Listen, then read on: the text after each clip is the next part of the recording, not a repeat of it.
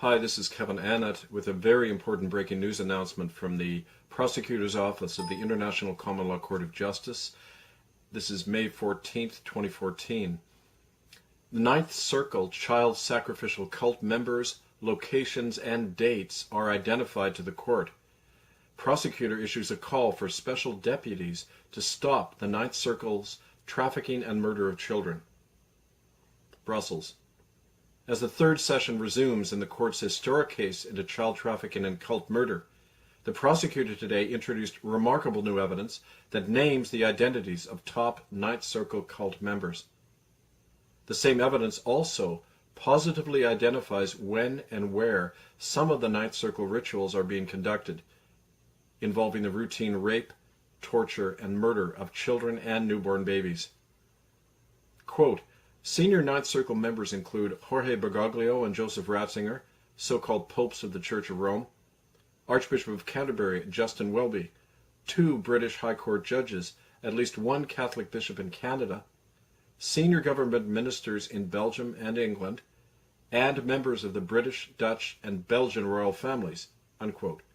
Stated a news release from the prosecutor's office today. Quote, the most recent gatherings of the Ninth Circle occurred in the crypt of Carnarvon Castle in Wales, and within a subterranean vault beneath Marie Reine du Monde Roman Catholic Cathedral in Montreal, Canada. At least 2 of the primary defendants were identified at these recent gatherings where children under 5 years of age were ritually killed. The next major conclave of the Ninth Circle at the Montreal Cathedral at 1085 Rue de la Cathédrale is scheduled for August 15th, 2014, unquote. Now, in response to this startling evidence, the 5 court judges adjourned the trial proceedings today to allow the prosecutor's office to issue a call for special deputies to take immediate action to stop these murderous rituals of the Ninth Circle. As Kevin Annett, special assistant to the prosecutor, describes, quote, I was awoken after midnight by a call from Brussels alerting me to the prosecution's demand that special deputies be immediately sworn and prepared to take direct action to stop the Ninth Circle's murder of children. So I've instructed all 39 of our local chartered common law groups to do exactly that.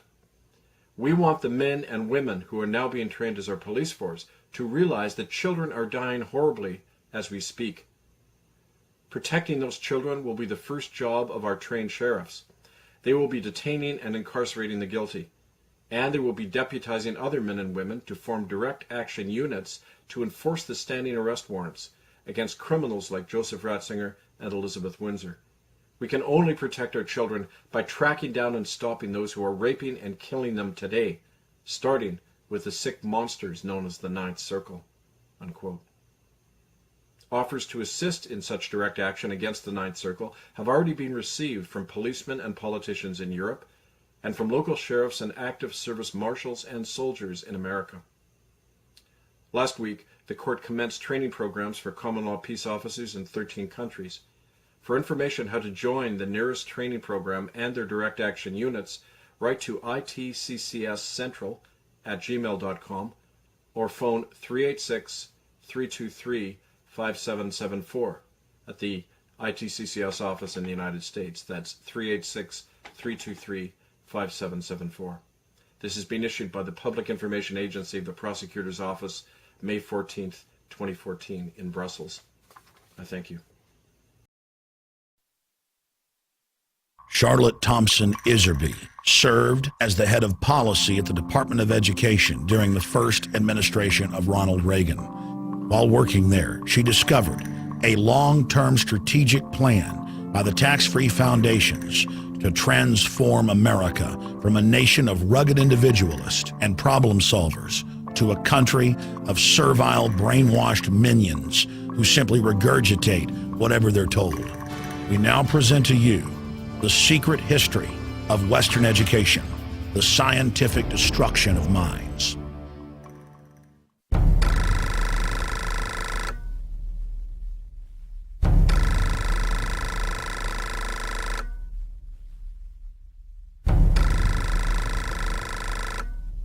The minutes reveal that in 1910, the Carnegie trustees asked themselves this question, quote, is there any way known to man more effective than war to so alter the life of an entire people?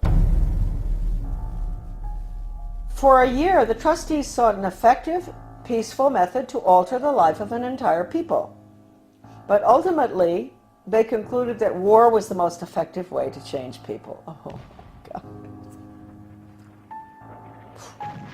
World War I. Horrible war. Oh, God. I mean, it made every other war look like nothing. They sent a confidential message to President Wilson insisting that the war not be ended too quickly. After the war, the Carnegie Endowment trustees reasoned that if they could get control, here we go, of education in the United States, they would be able to prevent a return to the way of life as it had been prior to the war. And they recruited the Rockefeller Foundation to assist in such a monumental task. Education should aim at destroying free will so that pupils are thus schooled they will be incapable throughout the rest of their lives of thinking or acting otherwise than as their schoolmasters would have wished. Influences of the home are obstructive, and in order to condition students, verses set to music and repeatedly intoned are very effective. It is for a future scientist to make these maxims precise and discover exactly how much it costs per head to make children believe that snow is black.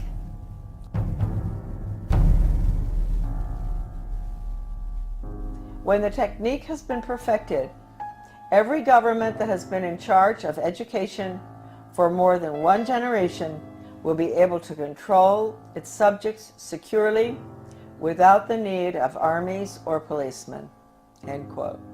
Young people cannot be trusted to form their own opinions. It's our job to tell them.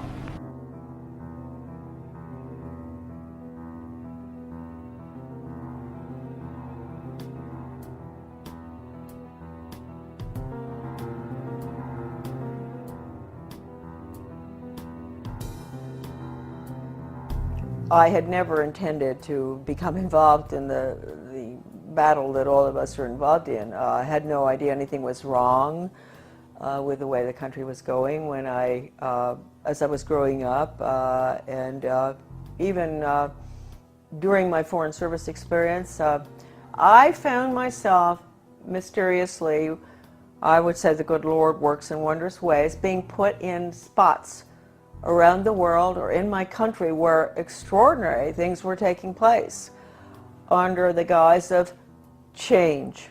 And we've all heard that so much, you know, from the Obama administration, Bill Clinton, he was the first one to mention change agents, etc. So for some reason I was plucked out, and I found myself being sort of pushed. My name is Charlotte Thompson Iserby. My maiden name is Thompson. My husband, who I want to give great credit to at this point, was Belgian, from the Flemish part of Belgium. I met him, I'll explain that later, in Europe when I was working at the embassy in Brussels. Without my husband's help throughout the last 30 years, certainly when we came back to Maine, my work never would have happened. And he understood beautifully. He had been highly educated in Europe, and he understood the whole plan. In fact, about 5 years after we had come back to the United States, someone gave me Gary Allen's book, None Dare Call It Conspiracy. I was on the school board, and this lady called me, and she loved the work I was doing on the school board. Of course, nobody else did, but she said, I've got a book for you. She brought it down, and I read it, and I looked at it, and I thought, I've never heard of such a thing as this. I mean, this is a conspiracy to really take over the world. Thank you, Gary Allen, who's no longer with us. And so I said to my husband, good Belgian, well-educated, do you know about this? And so he took a look and he said, yeah, sure I know about it. I said, you know about this? You know about the Illuminati and the Bavarian conspiracy? You know about all this, the plan to implement a world order huh? And he said, well, yeah, I learned all that in school. And I thought, oh, okay. So thank you, Jan, wherever you are. I think that maybe you are very involved in helping all of us right now straighten out this mess. We go back. I was born in 1930. Yes, I'm getting there. My mother was from Virginia, a wonderful Southern conservative, wonderful gal. And my father came from Pennsylvania. He came from a family that in mining, and his father was a very recognized mining engineer who ultimately went out to South Africa and opened the gold mines. And my grandfather knew all these people. My grandfather was Skull and Bones. My father was a wonderful person. He was mayor of several towns on Long Island, New York, and in New Jersey, and he was a real constitutionalist. And somehow he was a member of Skull and Bones, but he didn't have anything to do with the power structure there, right? He absolutely nothing, although he did go to their meetings, and he went out to the island for retreats and all that stuff. He went to Bohemian Grove once. And so I grew up in sort of an atmosphere of, it was apolitical in a way, except for local politics, which my father was fabulous on. Anytime anybody did anything like wanted to break down local government or get rid of elected officials like regionalism does, my father would be right there with the Constitution. So anyway, I went to private schools, and I got out of prep school in Wellesley, and I decided I really didn't want to go to college. A lot of people thought it was a mistake. I wanted to go to business school instead. I was tired of somehow I had a bad feeling about things that were being pushed in the prep school. Like I was a member of World Federalists. I was falling for this junk. But somehow I didn't want to continue that. So instead of going on to Smith or Vassar or what, I went to Catherine Gibbs Business School in New York City. Wonderful, wonderful, difficult school. But I learned best grammar, how to write, accounting, shorthand, which came in very, very handy, I can assure you, especially when I was in the Department of Education. I got out, I graduated, and the Korean War was on. So I was very patriotic. My mother had always worked for the Red Cross. She was a volunteer during World War II at the mental hospitals, bringing the guys in from the war. So I heard a lot about the Red Cross, which is, I want to point out right now, changed enormously from that time. And I wish I could say in a better way. I think it does very good work. But it's connected with all the other, non-governmental, non-profit groups, and they have all been infiltrated. I signed up for Korea, that's right, but they changed my orders. At the last minute, I went to Guam. I spent a year there. My next assignment was Chitose, Hokkaido, another air base, fighter base, I think. I finished my tour. I didn't want to come home by air. I wanted to go by ship. So I decided to go. A friend of mine went with me, third class, in the bowels of the Vietnam, which was a freighter. Luckily, I was in third class. So I was down, and we had very good food, because French have good food, whether it's third class or not. Always a big bottle of wine in the middle of the table. And the people at the table were coming out of North Vietnam, coming out of North Korea, and China. They were refugees. And, of course, the Vietnamese ones spoke French, and the Chinese were very well educated. They were well educated Chinese, so they spoke English. I spoke French, so the conversations were unbelievable. They would tell me what had happened, why they were coming out, what was going on under the communists, which we didn't let General MacArthur, move in and take over.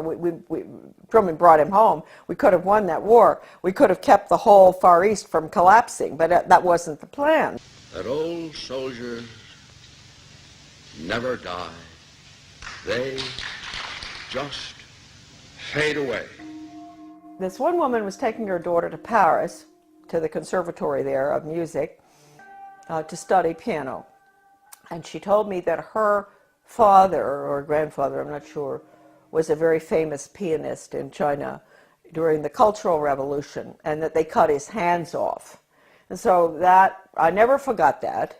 And then the other lady, she was from Vietnam, North Vietnam, and she told me that her grandfather, they killed him because he was opposed to the communist regime, and they cut his head off and they stuck it on a pole. And they marched around town with his head on the pole, which of course was to, warn the rest of the Vietnamese, keep your mouth shut. don't go up against this regime. Then my father, he's a New York lawyer, absolutely wonderful person, great sense of humor, and I know he's skull and bone, so we have to forgive him for that. But anyway, so he says to me after, I've been gone for 2 years, mind you. This is his young daughter that he cried when I left, right? What are you doing going abroad? So after 2 months home, he said to me, Shar, well, when are you thinking about moving on? And I thought, God, I've only been home 2 months. I've been gone for over 2 years, and they want me out of here. And I thought, well, I guess he's right. I better not hang around home forever. And so I went down to the State Department. I had all the background because of Catherine Gibbs. That's the best thing that ever happened. I had the credentials to get into the State Department to work for ambassadors, which I did, assistant secretaries. I worked in Washington in Soviet affairs, in Middle Eastern affairs when all the Suez Canal stuff and everything was going on. I took dictation from John Foster Dulles. I'll never forget once when he was this was really during the tremendous problems with the Suez Canal and everything, and he had Golda Meir and the ambassador from Israel, to the United States there. This is so funny because I was taking shorthand, and so all of a sudden someone kicks me under the table. Golda Meir, she's kicking her friend, the ambassador of the United States, whose name I can't recall right now, and kicked me instead. And I said, oh, gee. And she said, oh, I'm so sorry. She said, he's dictating too fast. He's a very good friend of hers. Dictating too fast. There's no way you can get it. So anyway, those are little funny stories about the State Department. But anyway, and then I was in Soviet affairs. I saw very strange things there. I went to South Africa. I worked for the ambassador in South Africa. Fascinating, because my father and my grandfather actually had lived in South Africa. Then I got sick and I came back to the States, and then they assigned me to work for Ambassador Douglas MacArthur Jr. That's the nephew of the general, and in Brussels. He was a wonderful man. He was not easy to work for, but he was a wonderful person, good American. And that was at the time, again, you see where these things kept happening in my life. This was the Belgian-Congo crisis, and in Katanga. And I was there. I saw all the cables coming in regarding the UN troops and how they were raping citizens and nuns, and people were dying and all. So I was there in Brussels. Here I'm learning, Charlotte's learning, that the UN isn't what people think it is. And all these cables coming in. I meet my husband. I meet him on a train going skiing. That's how I met my husband.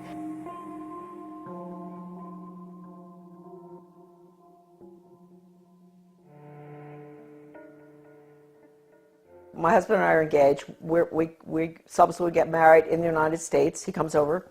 Then we go back to Belgium, and we're there for about 4 years. And then from there we go again to a hot spot, which I didn't realize. I'm talking about the weird things that happened. The hot spot was Grenada. I could see then from our house overlooking the bay, the lagoon in St. George's, all this activity. Boats coming in with strange flags. Stokely Carmichael came down there to sort of stir up the pot to get the Grenadians, mad at the rich, nasty capitalists who owned these yachts and all. It was really getting bad there.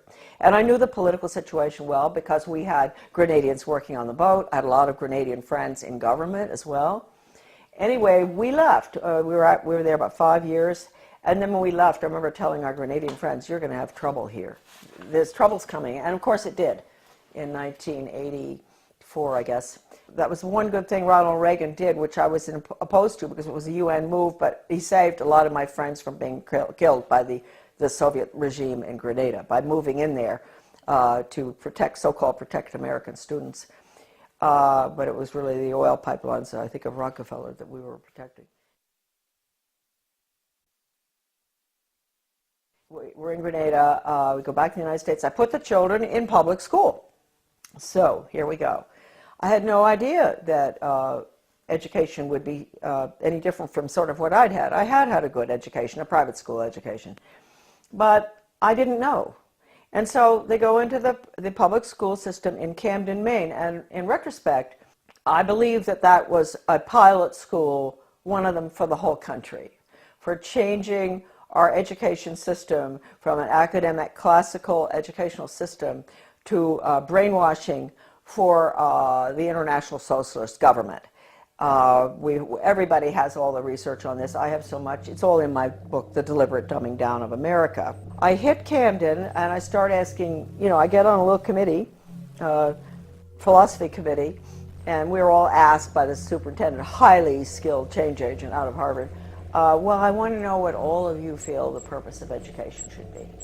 And so I said, well, I think it should be to give the students a sound academic education in basics and also a strong sense of sound morals and values. And boom, they all looked at me and they said, whose values? And I thought, hey, what's going on here? I said, well, what's happened in my country? I mean, don't we still have the same values? I mean, what don't we all sort of agree? You don't steal, you don't rob, you don't kill babies, you don't kill people in war, you don't, a lot of things that I thought we believed in. You don't lie. Everything was changing, and I saw it, and I saw the curriculum coming in, and I went for the values clarification training myself to find out. I had a call from a master teacher who taught all over the world, and she said, you are absolutely correct. I was on the school board by that time. After 3 tries, I got on. And she said, you're absolutely correct. I want to pay for you to go for some in-service training. And I said, in what? And she said, well, it's called Innovations in Education, and it's how to become a change agent. She paid $100 for me to go. I went.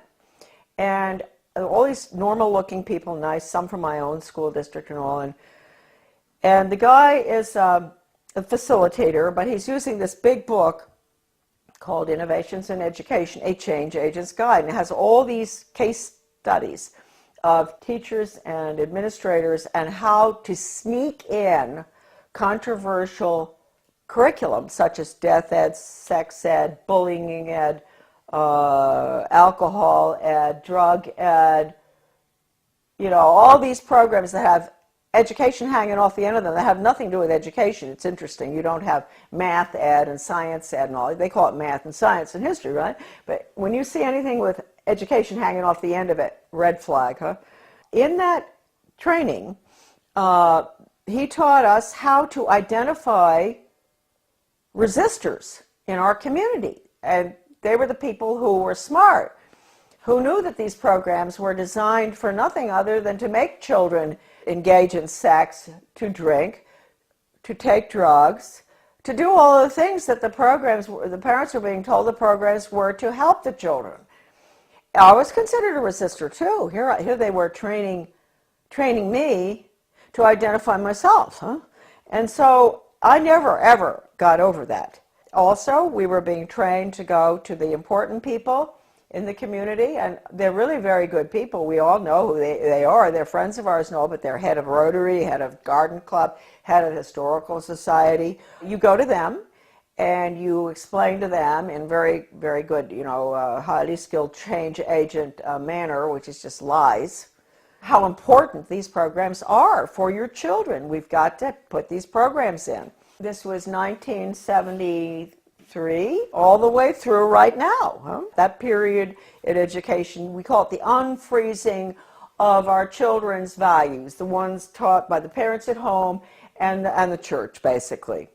Change agents were highly trained by the National Training Laboratories. We had the headquarters for that in Bethel, Maine. That goes all the way back to World War II. I have the original paper from that, and it said that what they're putting in is they want to change the values to unfreeze the system, and then they're going to implement the new values, the new communist values for world government. Huh?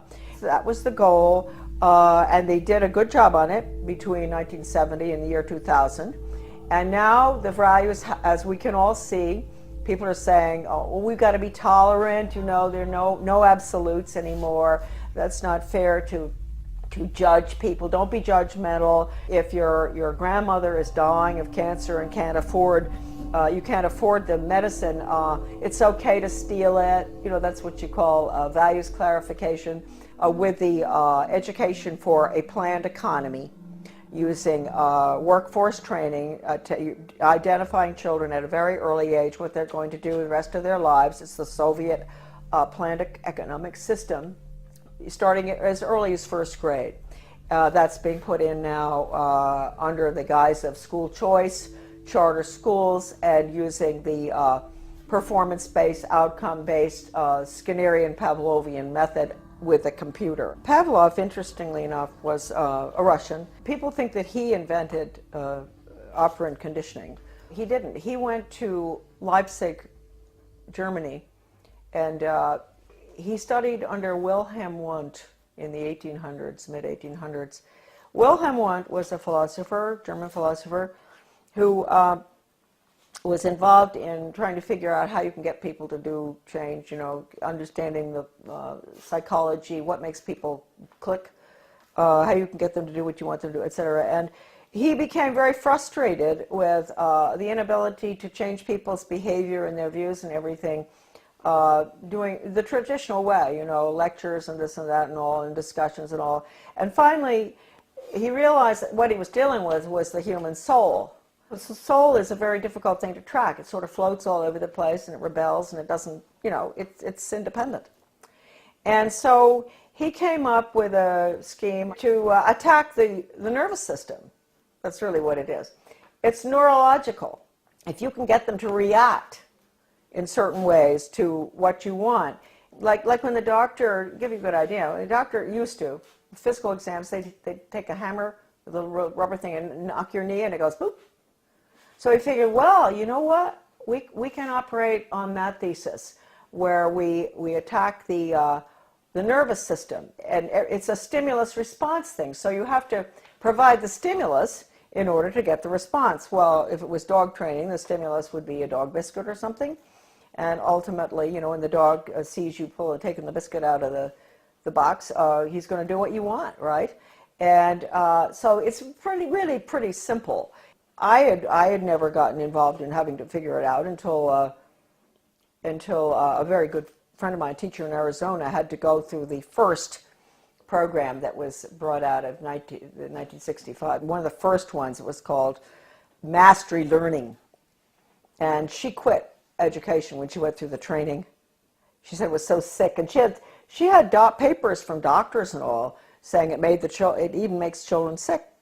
And I met her when I went into the U.S. Department of Ed, because I found her correspondence came to my office, and it was referred to me, and that was how I met her.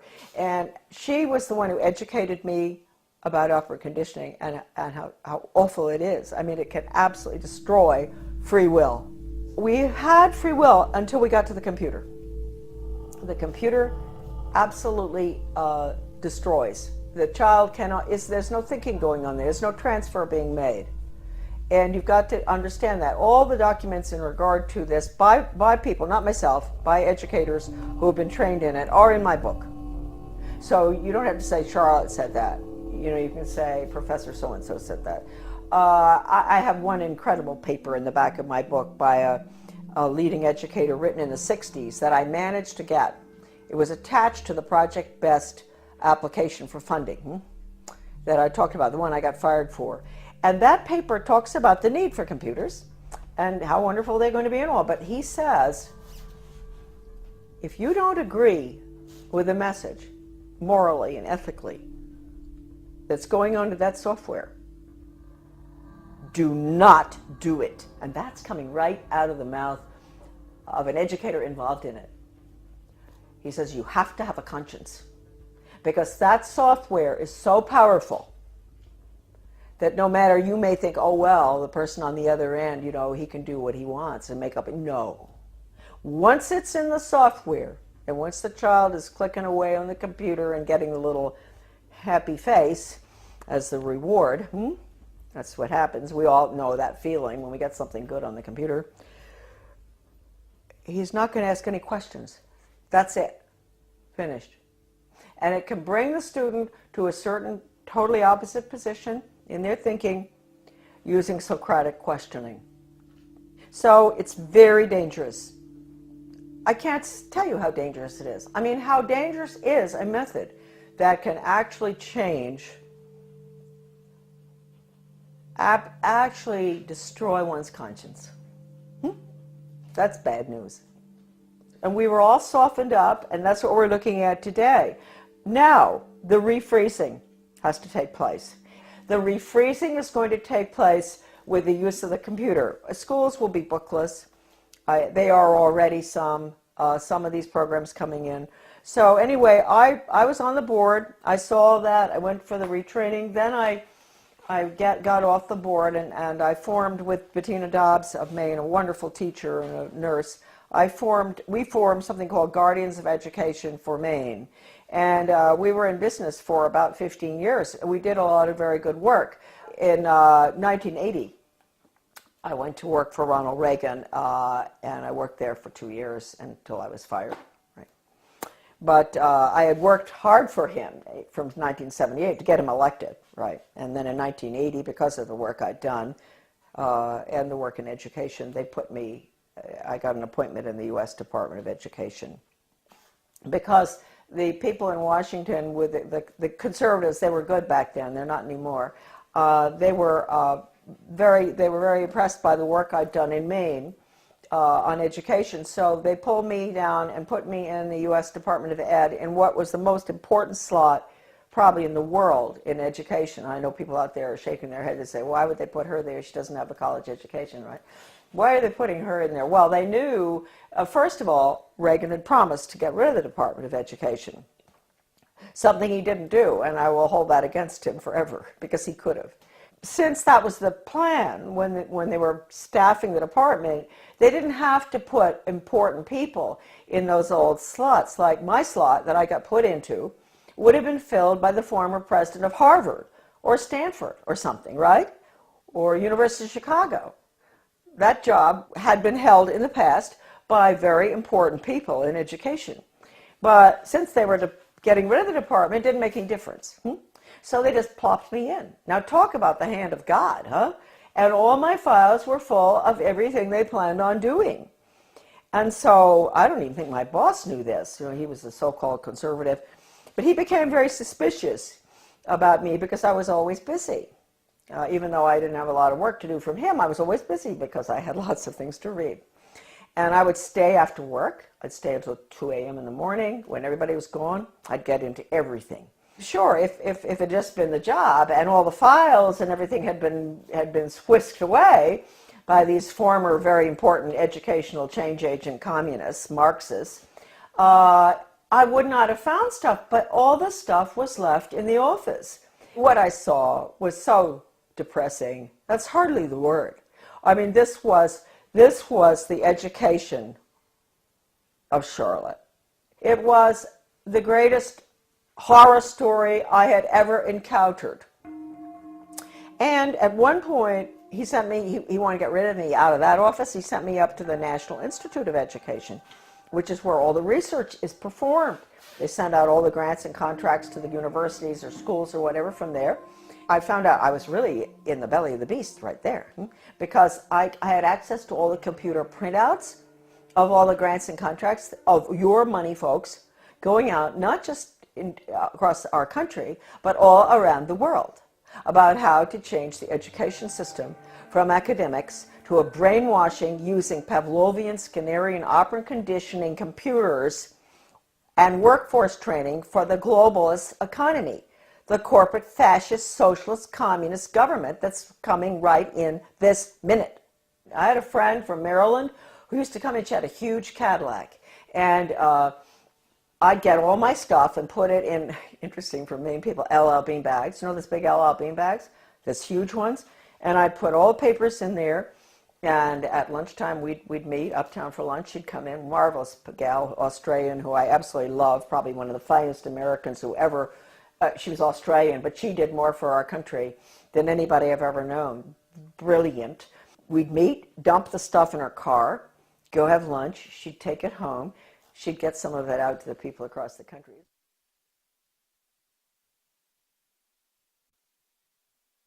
Really marvelous. Well, once I had these two big bags, and two of these major change agents at National Institute of Education, they were coming down. I was going to the elevator, and they were walking down, and I thought, oh no, I've got to get out of here. So I had to go in the men's room and hide. And I'd never forget that, hiding in the men's room. I thought, what if, there may be other guys coming in here, not just to the elevator. And anyway, nobody came in. They went down the elevator. I came out and dumped the stuff in her car. It was not a really exciting job. It was mainly to see if the universities, the schools, the different entities across the country that were getting money or around the world from the taxpayers, that they were getting their quarterly reports in on time. That's all. It had nothing to do with philosophy. Huh? And so one day I ran across a grant to Lansing School District, Lansing, Michigan. This was University of Michigan connection with my office. And it was a values clarification program for first graders, elementary school. And it pre and post tested those little children about what goes on at home, what religion do you... And I looked at this thing and I thought, what on earth are they doing? And so I turned to this bureaucrat who was working with the GAO about financial things, and I said, look, we're doing waste, fraud, and abuse. I know that.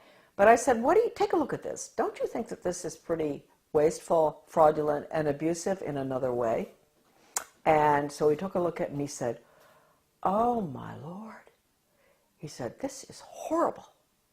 And really nice guy, bureaucrat, Washington. People sometimes get after all the bureaucrats. They're not all that bad. Some of them are just like us, and they care.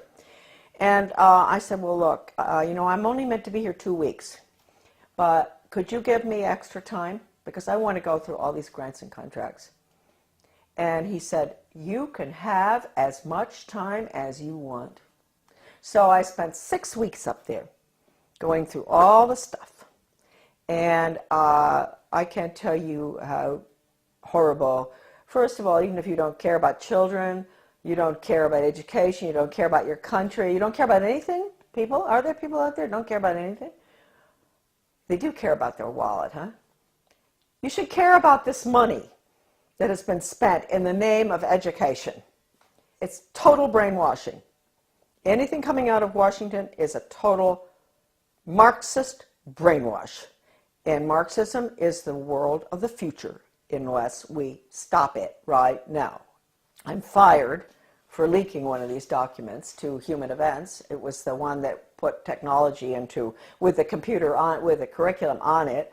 It was a grant going out to every single state with the computer curriculum for the state. Can you imagine, designed by Washington and all the different government education associations. And within that big paper that I found, Better Education Skills Through Technology, it was called, Project BEST. I found this one paper, this was sort of a draft, and it said, what we at the federal level can control and manipulate. That's a direct quote, colon. And then it listed, this is for us at the local level because we don't know how to run our own laws, and the state. I get fired. Then I write the president, I write Reagan, and I tell him what's going on in the department. And I said, you would be shocked if you knew. This place has got to be shut down, etc. And it was a long letter. I explained everything, that the U.S. Department of Education is a Marxist factory designed to destroy any semblance of good values, academics, etc., and to make sure our children march blindly into a socialist communist world government. That's the goal of the U.S. Department of Education. They didn't want anyone to know that Ronald Reagan had that letter. So I never got a reply. I tried to. I called Ed Meese. I went home, called Ed Meese, who was the chief counselor or whatever in the White House, and I said, I want to talk to you all. I want an answer to that letter. Finally, I went down and talked with Ed Meese's aide, Ken Cribb, and I said, he patted me on the shoulder, that way they do that. Oh, Charlotte, aren't you pleased to know the president got your letter? That's an admission right there. I know he got it because John Lofton, a journalist at that time in Washington, called his office, the White House, back in 1983 or something, and asked. And they said, yes, it's on his desk, and he's marked it up. So let's get that straight. He had it. The purpose of that letter was to make sure that that department is abolished and the American public education is returned to its original status, run at the local level and with elected school board members and with no influence whatsoever from the federal or international level. That's how it should be. It was the best education system in the world. That's what I was asking for. Anyway, it didn't happen. That letter to Reagan, again, is on my website, Deliberate Dumbing Down, under a PDF. I wrote in 1985 a book called Back to Basics Reform or Skinnerian International Curriculum. And to make sure people read this little 39-pager, I decided to put an asterisk so that they didn't really have to read it. I put an asterisk which said, necessary for United States participation in a one-world socialist government plan for the early years of the 21st century. When the conservatives, the neocons, let's call them that, not Goldwater people, when the neoconservatives, Heritage Foundation, all of those groups, I'm sorry folks, when they saw that book, they boycotted it. They boycotted that book, which told Americans exactly what I just told all of you, what I'd seen, and that we had to get rid of the department. It all happened under Ronald Reagan. You call it what you want, corporate fascism, socialism, communism, planned economy. You call it what you want. What is it? It's really, it's horrible. Your children have no upward mobility whatsoever. I told you earlier. I said, yeah, they're put into a slot early on. The government and the schools, they decide what your child is capable of doing the rest of his life. He might be able to sneak out of that sometime if he's brilliant and do his own thing, but it's unlikely. So it's fixed. This is the end of upward mobility for our children, end of freedom for this country. Planned economy is the end of freedom. It's a failed system, but there are people at the top who live very well by it. And then I find out that Ronald Reagan has signed an agreement with Gorbachev to merge the two education systems. Well, you can't tell me that conservatives didn't know that was going on, because I know some who were at Geneva when this happened. And they didn't do anything about it, but we found out. And so we fought this United States-Soviet Education Exchange Agreement. The Carnegie Corporation also signed agreements. Basically, most of that was to do with computers and technology and critical thinking for little elementary school children. Those agreements were signed.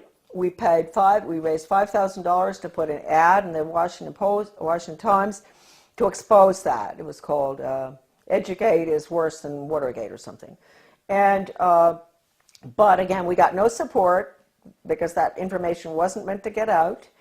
Then, about 4 years after the fact, my little article was called Soviets in the Classroom, America's Latest Education Fad, that nobody would touch. The conservatives, all the different conservative groups, media and all, would not publish it. And all of a sudden I got a phone call from a wonderful man by the name of Robert Morris. He was a judge from New Jersey. He calls and he said, I'm now the president of America's Future. And I had tried to get this article published by America's Future, Soviets in the Classroom. And I couldn't get it published. It was interesting because America's Future used to do a lot of articles on bad textbooks and everything in the United States. And I thought surely they would be interested in the United States-Soviet textbook agreement too, and exchanges. And I was sure but no, they would not publish it. So this Bob Morris became president. He found my article in a drawer in the desk that was left there, the manuscript. And he read it and he thought, oh, what is this? Can you imagine? He's a leading conservative himself, very important person. He had not heard about it. He had not heard what Reagan had done. It's happened ever since 1958 when the first agreement was signed by Eisenhower with the Soviet Union at the peak of the Cold War. And then the various agreements have been signed all the way through until recently, one with China. So we have merged, and let me point out, just today, I was informed that there are forces at work in the state of Maine that are surrounding our wonderful people that we elected last November. Traditional Mainers, good, hardworking Mainers who were very upset about what's going on. They worked hard to get our governor in, a wonderful man, Paul LePage. And I want to warn all of you that out in your states, If you elected some really good people, they've been surrounded. And you've got to be very careful. You've got to let them know not to go along with any of the agendas that call for regional government or consolidation. Because regionalism, you know, the merging of services, the police forces in one town, police force merges with another one, the schools consolidate, all the little schools merge into a big one. They tell you that's to save money and all. They're lying to you because it doesn't. We know that. It doesn't save money. But what it really is, regionalism is communism. And I have an article, it's in Deliberate Dumbing Down of America. You can look up the name Zeitlin. You will see this communist writer for the Communist Daily World in the mid-70s talking about the need for the United States to implement regionalism and consolidation. It's communism. So any effort that you see out there where they use the word, they don't use the word regionalism that much anymore, they're getting smart. They use the word consolidation.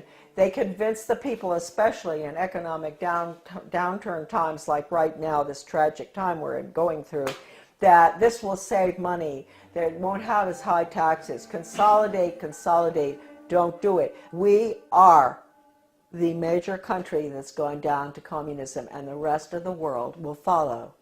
They'll call it the global system, the international socialist global system. It is nothing but a totalitarian system. In 2002, President Gorbachev, in speaking in London, he called the European Union the new European Soviet. We know what we're looking at. The North American Union and all other regional entities throughout the world, whether it's the Pacific Circle Consortium or whether it's the Middle East. You think we went into the Middle East for any reason other than to destroy Iraq and to make it part of a region hooked into the banks? What they're doing is they're destroying the Middle East so they can restructure it as a region in this new world order. So these are all the regions. Their whole structure is based on the model, which is the European Union. So I ask Americans, what will you call? What would Gorbachev call the North American Union? He would call it the North American Soviet. How do we like that? Wake up. If there's anything that is important for you to remember from these videos today, is that we are at the end of the line. We are doing exactly what Gorbachev wants. Consolidation. Now, this is an interesting cartoon. This is regional government. This is the consolidation of schools, basically. And you see the little guy in the one-room schoolhouse, he's chewing a piece of grass or something. And he looks very happy. He belongs to Little Frog Lick Creek High School. He's chewing the grass with a smile. If you follow him through, you're going to see him looking more and more miserable as they merge his one-room schoolhouse to a six-room schoolhouse, to 8 more schools, and then into a central school, which is a region. And then you're going to see him at the end.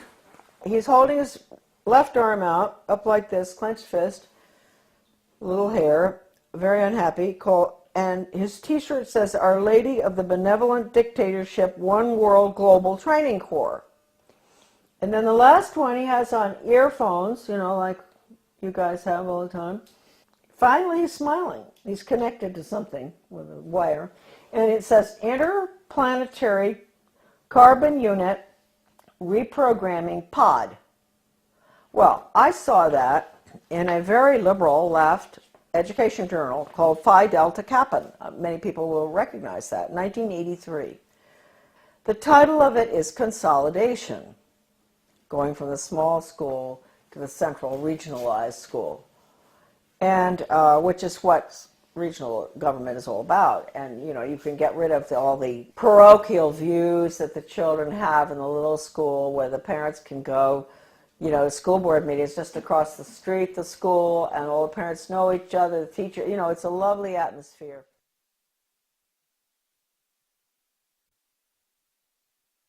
And then you end up with all the children going long distances on the bus, which is no good for them, to the regional school. And then you have country boys and girls who are being mixed with city boys and girls. So then they get into the drug scene. So we've seen with consolidation that the test scores go down, the drug problem gets worse, the cost of education increases, although they tell you that consolidation is to make it cheaper. A lot of people just don't understand the word consolidation. Consolidation is consolidating all the services together under the guise of this is going to be cheaper for you. But in the process, what happens is you lose all your elected officials because all of these entities are being merged. So at the local level, you don't have any representation anymore. And ultimately, you spend far more. That's the whole restructuring of our constitutional form of government, is being thrown to the wolves in favor of this regionalism and consolidation system in every area. Education, government bureaucracy to make things cheaper, you name it. Planning, the word is central planning. That's the Soviet system, central planning, regionalism.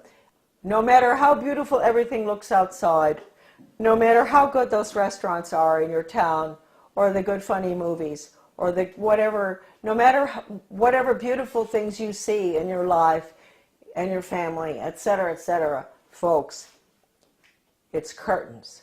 October 24, 1975, the World Affairs Council of Philadelphia issued a Declaration of Interdependence, written by well-known historian and liberal think tank Aspen Institute board member Henry Steele Commager. This alarming document, which called to mind President Kennedy's July 4, 1962 speech calling for a Declaration of Interdependence, Kennedy, was written as a contribution to our nation's celebration of its 200th birthday and signed by 125 members of the U.S. Senate and House. When in the course of history the threat of extinction confronts mankind, it is necessary for the people of the United States to declare their interdependence with the people of all nations and to embrace those principles and build those institutions which will enable mankind to survive and civilization to flourish. 2 centuries ago, our forefathers brought forth a new nation. Now we must join with others to bring forth a new world order. We affirm that the economy of all nations is a seamless web, and that no one man can any longer effectively maintain its processes of production and monetary systems without recognizing the necessity for collaborative regulation by international authorities. This little blue book is called Conclusions and Recommendations, and it has a weird title, and you'd think it only deals with social studies, but it doesn't. It's the report of the Commission on the Social Studies. It was funded by the Carnegie Corporation, and the book virtually recommends that the curriculum all be geared towards the Soviet system, internationalism, planned economy, etc. It's been referred to by a leading British professor of British socialism as a plan for a socialist America. This book is at my son's website, AmericanDeception.com, thank heavens, because this is the only copy that exists in the whole world, right here. All right, so that's dated 1934. And what they're doing there is they're really talking about putting in a planned economy. So that's what we're putting in right now with the program that's just going into our little school in Dresden, Maine. We've put in the Di Lorenzo Reinventing Schools plan, which I said earlier, your children will be graduating at 14 or 21. No grades, no ABCD, no kindergarten through 12th grade, because it's going to all be workforce training, and the curriculum will be based on the Malcolm Baldrige Total Quality Management Award that has only in the past been given to Cadillac and Hilton Hotels and things like that. The Malcolm Baldrige National Quality Award gets results. We're not there yet. We're continuously improving, and it's something that is so deep in our organization that the concepts and principles of Baldrige will be applied forever here. So this same Carnegie Corporation in 1933 instituted the 8-year study. which went on until 1941. That's the Skinner method, performance-based, results-based. That's all what you can do, not what you know in your head. They don't want children to think or know anything, no history. It's what you can do for the good of the global economy. And the Education Commission of the States, a very important unconstitutional regional entity, which controls education in every state as well, they had a little newsletter that I used to get. And one day I was reading it, and my eyes went down to the bottom of the page, and I said something. It said, outcomes-based education is, and of course I'd always been fighting outcomes-based education, and it said it was experimented with for 8 years in the 1930s and 40s by the Carnegie Corporation. It was called the 8-year study. So nothing's new, folks. If we think the outcomes-based education that which is the biggest dumbing down education system that ever happened with children graduating at 14, right? If we think that it's new, no. It came from the 8-year study, which again was Carnegie. Okay. Now Carnegie, we might as well mention this at the same time. 1965, the Elementary and Secondary Education Act, Carnegie was all involved in paying for the national assessment, which is all 60% politically correct. That's the test that all schools around the country have had to give for the past, ever since 1965. Now it is 60% politically correct. Your kids' ideas on global warming, sustainable development, a world government, the fact that the Constitution is outmoded, all that. So they paid for the national assessment. They were the ones instrumental in putting up the money for the Education Commission of the states in Denver. In your Senate Education Committee in your state, there's always going to be one person who is on the membership of the Education Commission of the states. So there'll be about 50 state people. So they get their orders from the Education Commission of the states. That's Carnegie, paid for that. In 1985, Carnegie signed an agreement with the Soviet Academy of Science. At the same time, Reagan signed the agreements with Gorbachev to merge the two education systems. Carnegie signed with the Academy of Science to develop computer courseware for elementary schools dealing with critical thinking. That was an agreement signed. That's for our children, right? In first grade, critical thinking on the computer. Reagan, Clinton, the two Bushes and all implement the school to work agenda. That was the beginning of the planned economy under Reagan. So then Mark Tucker comes in, Carnegie.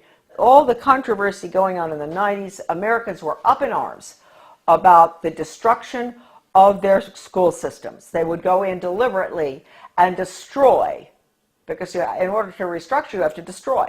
Foundation for the Advancement of Teaching, David Hornbeck, who's big on compulsory community service, compulsory. He called for that when he was the superintendent of schools in Maryland. He was commissioner. Way back, he called for mandatory service. That's another thing, folks. You better watch out. We're going to be slaves. Mandatory service. So anyway, the same Hornbeck, who's connected to Carnegie all along, goes into Kentucky, destroys that system, goes up to Rochester, New York. He goes out to state of Washington, Iowa, destroy the schools, restructure them for school to work. That's all Carnegie. And the latest information coming in for Maine with a complete recommendation, that is, who knows, maybe our governor, well, we can get to him fast enough, to help him understand that we can't have charter schools. Charter schools are the vehicle to implement the planned economy. We can't have them. They're unelected school boards anyway. We don't even have a school board with a charter school. They get federal money. Why no school board? They get federal money, so we have to give the federal test. No charter schools, forget it. So all of this is coming together, coalescing at the same time. The 3,000-page hearings of the congressional investigation of the Reese Committee on investigation of the subversive activities of the tax-exempt foundations, I bought the only available copy in the country, 3,000 pages from a really good friend of mine, a wonderful American. He had been offered any amount of money for that 20 years ago by one of the minions of the tax-exempt foundations. They did not want that copy to be floating around. the research director for those hearings. His name was Norman Dodd. I knew him. And the conversation that I'm going to discuss right now that he had with the president of the Ford Foundation, Rowan Gaither, was off the record in New York City at Ford Foundation headquarters. And Norman Dodd told me over dinner in Washington, D.C., in a restaurant in Georgetown, Rowan Gaither said to him, Mr. Dodd, basically, we at the foundations, we don't determine the agenda. The agenda has come from directions from the White House. That was Eisenhower at the time, right at the peak of the Cold War. And that agenda, our instructions are to use our tax-exempt status, your money, folks, change America so it can be comfortably merged with the Soviet Union. Now, a lot of you may say, well, that never happened. Well, it's happening right now, folks. It's happening right now, as we speak. Foundation-funded non-bloody revolution. Committee Chairman Carol Reese warned fellow congressmen of a diabolical conspiracy that a certain few foundations were financing the socialist and communist overthrow of the United States. After World War I, they tried to get the League of Nations in. And there was tremendous opposition to that. And then you had opposition between then and between World War II. You had Lindbergh and a lot of Americans going before the Congress to keep us from going into the UN. You had all sorts of opposition. But they got their way. The Reese Committee learned that the Rockefeller Foundation and Carnegie Endowment for International Peace were, with tax-exempt dollars, funding leftist propaganda operations aimed at changing America through the brain, not the battlefield.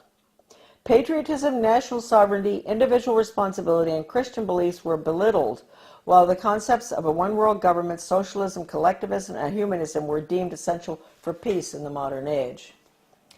A clandestine and successful non-bloody revolution had been masterminded by some of America's most powerful and devious men who did not want to be exposed by a congressional investigating committee. The man chosen by Reese to be the committee's research director was Norman Dodd, Yale graduate, intellectual, and New York investment banker. During this writer's frequent visits to Dodd's retirement home in Keene, Virginia, he repeatedly spoke, Dodd, of his conviction that justice demanded that those foundations should be compelled to spend a like amount of dollars to undo the damage they have done to America, end quote.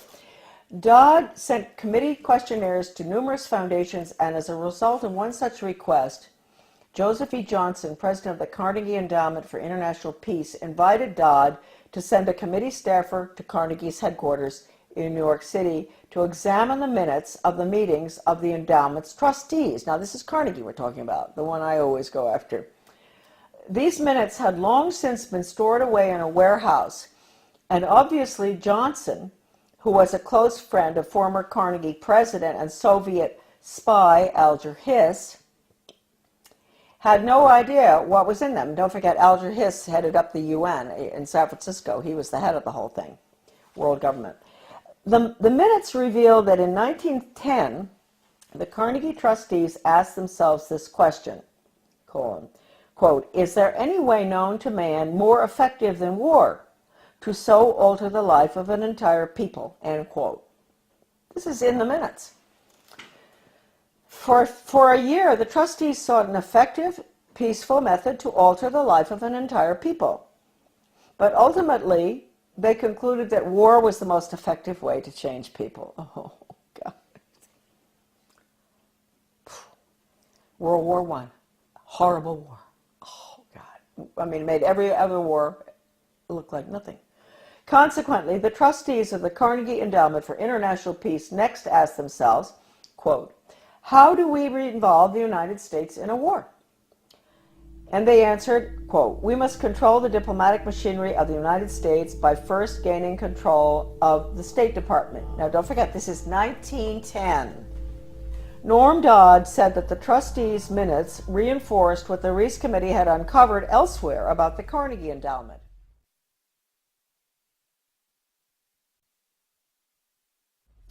that it had already become a powerful policy-making force inside the State Department. During those early years of the Carnegie Endowment, war clouds were already forming over Europe, and the opportunity for the enactment of their plan was drawing near. History proved that World War I did indeed have an enormous impact on the American people. For the first time in our history, large numbers of wives and mothers had to leave the home to work in war factories, thus effectively eroding women's historic role as the heart of the family. The sanctity of the family itself was placed in jeopardy. Life in America was so thoroughly changed that, according to Norman Dodd, quote, the trustees had the brashness to congratulate themselves on the wisdom and validity of their original decision, end quote. They sent a confidential message to President Wilson, horrible, listen to this, insisting that the war not be ended too quickly. Carnegie trustee Cleveland Dodge, one of Wilson's financial supporters, had direct access to the president, and as did Elihu Root, endowment president from 1910 to 1925. After the war, the Carnegie Endowment trustees reasoned that if they could get control, here we go, of education in the United States, they would be able to prevent a return to the way of life as it had been prior to the war. And they recruited the Rockefeller Foundation to assist in such a monumental task. According to Dodd, quote, they divided the task in parts, giving to the Rockefeller Foundation the responsibility of altering education as it pertains to domestic subjects. That was the Southern Education Board they set up. But Carnegie retained the task of altering our education in foreign affairs and about international relations. That would be UNESCO, UN, all that stuff. The foundations decided that the most effective method of achieving this goal would be to alter American history. So they awarded grants, fellowships, and scholarships to those professors and historians who would rewrite American history and promote one worldism, humanism, and socialism. By the early 30s, the well-laid plans of the foundation trustees had reached fruition, and a Reese Committee staff report concluded, 1, that there had indeed been a non-bloody revolution in America between 1933 and 1936, 2, that a certain few foundations had funded efforts to change the beliefs of the American people through education and propaganda, and 3, that these revolutionary changes had been accepted without resistance. To demonstrate how thoroughly American opinion had been changed according to the plan of the foundations, we cite the following historical example. At the end of World War I, Woodrow Wilson and his shadowy alter ego, Colonel Edward M. House, tried to sell the U.S. Senate and the American people on the idea of the League of Nations. This was, of course, the first concerted international effort towards a one-world government. Wilson and House failed in their mission, but a generation later, after another great war and much re-education via college international relations clubs, international studies, educational grants, and the like, the Senate and the people readily accepted membership in the United Nations.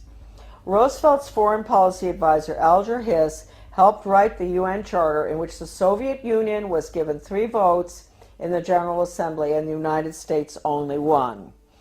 And then, before his perjury conviction for lying, that's Hiss, about his Soviet espionage activities, he went on to become president of the Carnegie Endowment for International Peace.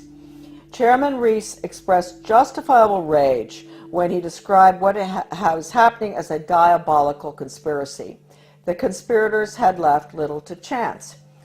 Those congressional investigations of the early 50s into tax-exempt foundations were mandated by the House of Representatives in a resolution stating, quote, the committee is authorized and directed to conduct a full and complete investigation to determine which of such foundations and organizations are using their resources for un-American and subversive activities, for political purposes, propaganda, or attempts to influence legislation. Now, folks, I want to tell you, the 3,000 pages of testimony, Reese Committee hearings, is at my son's website, AmericanDeception.com. The person I bought the hearings from, the transcript, was offered 20 years ago any amount of money for that 3,000 pages. The foundations wanted it back. It was the only copy left available. And he would not sell it to them. So my friend sold it to me. My friend knew Norman Dodd very well. He sold it to me for $3,000, which is really cheap.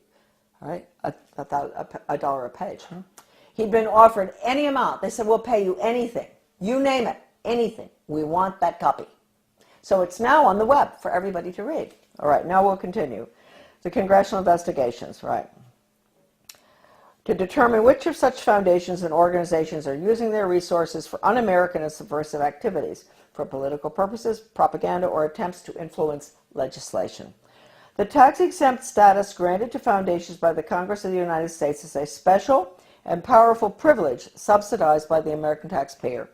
Therefore, Congress has not only the authority but also the obligation to investigate how tax-exempt funds are spent. This should be the next investigation. Ron Paul should do this one, after the Federal Reserve. The Ford Foundation, largest of all the foundations, balked when it received a preliminary questionnaire from the Reese Committee. H. Rowan Gaither, president of the multi-billion-dollar foundation, summoned Committee Research Director Dodd to foundation offices in New York City. At the meeting, Gaither asked, Mr. Dodd, we invited you to come here because we thought that perhaps off the record. You see, that's why it's not in the transcript of the hearings, what I'm reading you now. This was off the record in the office in New York City. We invited you here because we thought that perhaps off the record you would be kind enough to tell us why the Congress is interested in the operations of foundations such as ours.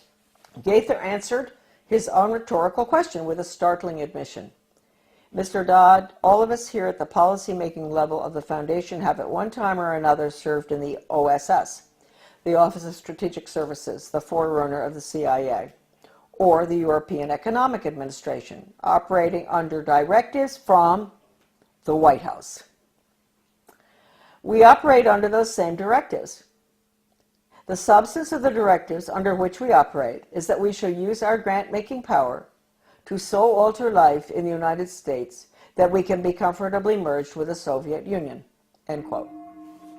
Stunned, Dodd finally replied, quote, why don't you tell the American people what you just told me? And you could save the taxpayers thousands of dollars set aside for this investigation. Gaither responded, Mr. Dodd, we wouldn't think of doing that. In public, of course, Gaither never admitted what he had revealed in private. However, on numerous public occasions, Norman Dodd repeated what Gaither had said and was neither sued by Gaither nor challenged by the Ford Foundation. The latest article that I've written with Debbie Niwa, a wonderful researcher, a magnificent person and brilliant, did all the graphics and formatting and a lot of her own research as well on change agents and how they brought Americans to have a totally different mindset using all the sensitivity training. Debbie had some fantastic research of hers is in that article. As well as at the end of writing it, we came across extraordinary quotes from C.S. Lewis, who points out that if you substitute workforce training for education, that's the end of civilization. It's the end of the human being as an entity opposed to being an animal. It's the end of the human soul. It's the end of the conscience. And we have all of the evidence from educators and change agents, articles saying that the computer is fantastic for changing values. An educator with the World Institute for Computer Assisted Instruction, his name is Dustin Houston, where he talks about, won't it be wonderful when the child in the smallest school, most remote area in the country can have the curriculum developed by the world's finest psychologists, and nobody can get between that child and the curriculum. Parents, wake up. That means you, parents, you can't get between the child and that curriculum. You can't control anything anymore. You've lost it. This is going in right now. And they say this works too. What works? I always wondered when I saw this stuff titled What Works in the U.S. Department of Ed, and I didn't pay too much attention. And one day I picked it up, something, and what works? Yeah, dog training works. If you reinforce, if you give rewards and all. And mind you, folks, The rewards are being passed out galore all over our country now, not just in education. In my former town of Bath, the police, the community-oriented policing system, the police are giving rewards to citizens who do good deeds. They give them a little medal. They see them to help an older lady across the street who has groceries. The police determine what the good deed is. She gets a medal. That's a reward. That's conditioning. That's operant conditioning. You can end up with a society that never does anything for the sake of it being right. And they're never going to take a stand against anything unless it's approved by the government. So that's going to be the result of operant conditioning. It's throughout our community right now. The Secretary of Education, Arne Duncan, when he was in Chicago, with the Chicago schools, he even recommended paying students for good grades. Now, that's why teachers are up in arms about merit pay, performance-based pay. That's the same thing. They're going to pay the teachers for students getting good test scores. Now, wait a minute. First of all, you might think that sounds good. No, you got to ask yourself, what's the test? It's hard to believe that anybody would deliberately do this to children, but they are. They're evil people, and their agenda has been evil ever since this book was written. This is it. Proofs of a Conspiracy by John Robison, great Scottish scholar back in 1798.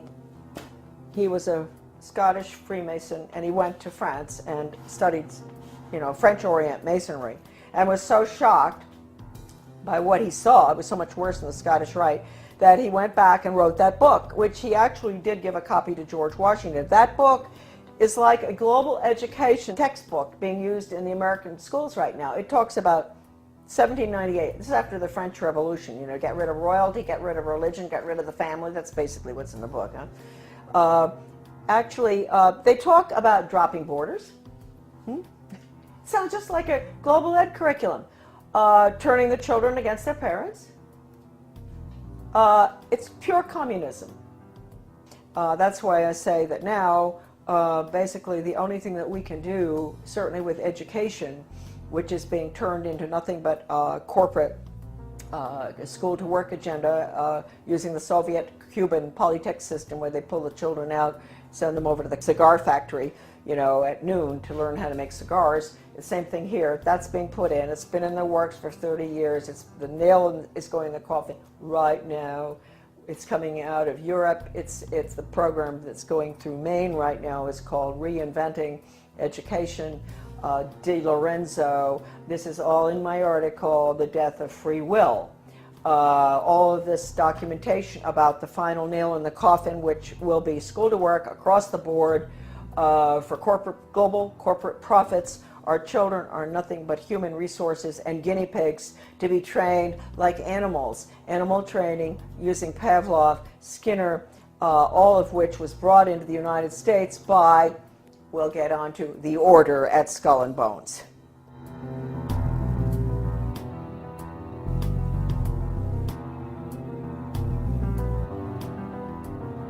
Coming soon to PrisonPlanet.tv, part 2 of our in-depth interview with Charlotte Thompson Iserby.